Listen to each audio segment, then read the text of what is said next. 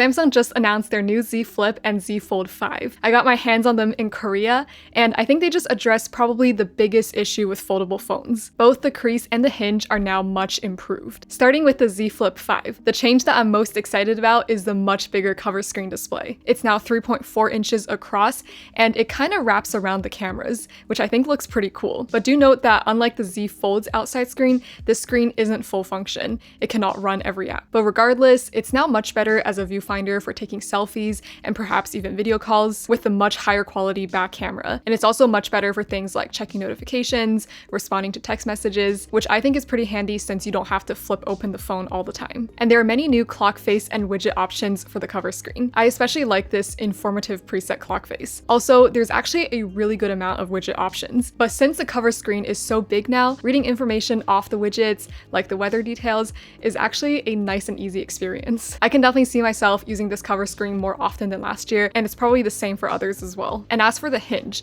so they switched to a water drop style, and opening and closing it feels very satisfying. Also now when you close the phone, the two halves fully touch, there's no more gap in the middle, which I think is aesthetically much nicer, but it'll also help prevent dust from getting in between the two halves. Although it's still at an IPX8 rating, so it's waterproof, but there's no dust resistance rating. And overall, I find that when the Z Flip 5 is closed, it feels a little bit thinner and smaller than before. And now, since basically half of the phone is fully covered by a screen, there's only one half left, and that half is glossy, which I don't really like. I would much prefer a matte finish because it does track quite a bit of fingerprints. But even with the bigger cover screen, it still weighs exactly the same as last year at 187 grams. And I find the color options this year to be very pleasant feeling. It comes in this mint color, graphite, cream, and lavender. These colors look great, but I do feel like they can use a little bit more saturation. Okay, and once you flip open the phone, the inside display is 6.7 inches, but its aspect ratio is pretty unique in that it's a very narrow but tall phone,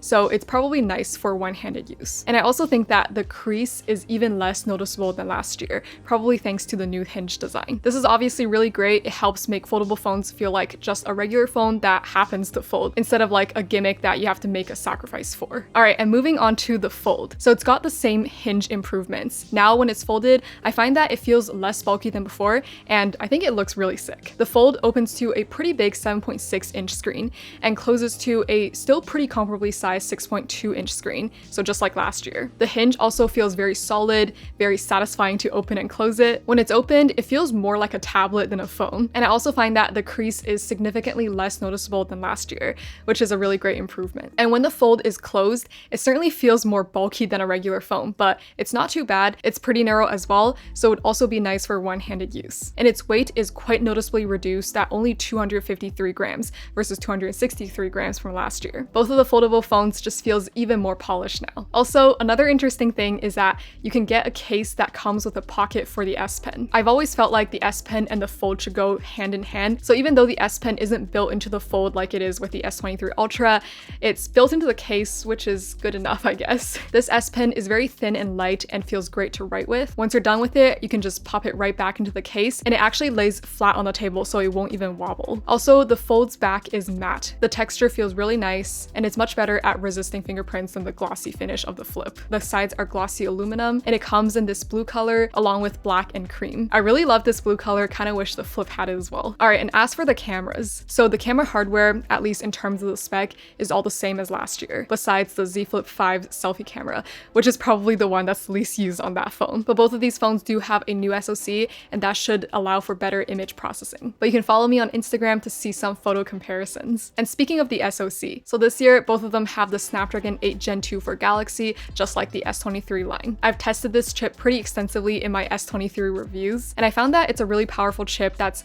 roughly 30% faster than what these phones had last year, which is the 8 Plus Gen 1. So these phones should be pretty solid even for gamers. However, thermals on folding phones are always pretty interesting since only half of it gets hot, so I'll be testing that more in my full review. And both the Flip and the Fold's batteries stay the same size, but with this more efficient SoC, it should be able to last a bit longer. All right, so overall, the Flip had a significant design change with a much bigger cover screen that I really like. The Fold's design stayed pretty similar, but both of them have a much reduced crease, which is a big step in the right direction for these foldable phones. And they both just feel more compact and less fragile in the hand. I'll definitely be testing out the camera, the battery life, and the performance more in my upcoming full review. So make sure you subscribe, like this video if you you enjoyed it, and you can watch more here.